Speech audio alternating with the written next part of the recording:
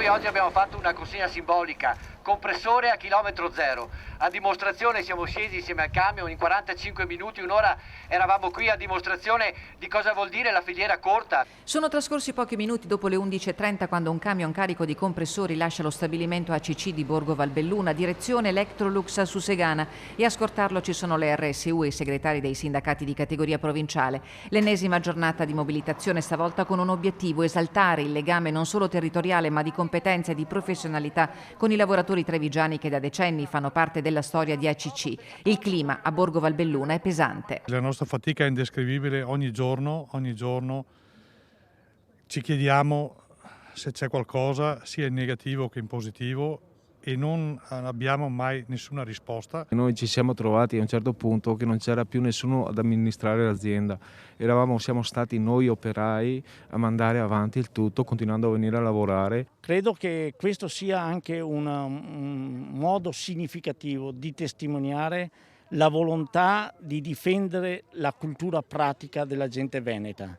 Un carico di lavoro e di speranza in una situazione paradossale che vede ACC in bilico nonostante le commesse da record. Un'azienda che ha budget il 38% in più di produzione dello scorso anno, un'azienda che a gennaio ha assunto 15 persone, 15 nuovi dipendenti e a marzo rischia di chiudere. Io l'ho definito personalmente un omicidio. Noi chiediamo l'attivazione di Italcom. Perché Italcom? Perché è una promessa fatta dal governo, è una soluzione trovata, calibrata, studiata nei minimi particolari, ora è il tempo che qualcuno la metta anche in pratica. La solidarietà dei lavoratori di Electrolux è stata esemplare.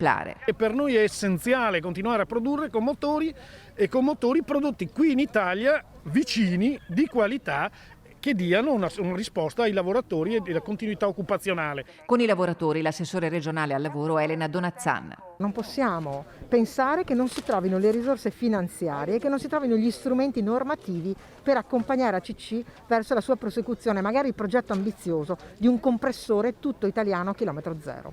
Gli appelli si moltiplicano. Noi chiediamo la ripresa di un intervento pubblico in economia che noi reputiamo necessario di fronte all'evidenza dei fatti. Da Roma la vicinanza del ministro Federico D'Incà da 15 mesi a fianco dei lavoratori e del progetto Italcomp che, rassicura, si risolverà a breve. È importantissimo che anche il sistema bancario riconosca gli sforzi fatti dal governo per trovare delle soluzioni importanti e in qualche maniera si metta a disposizione, perché ogni risorsa, ogni milione di euro sono risorse importantissime per continuare questa progettazione nuova.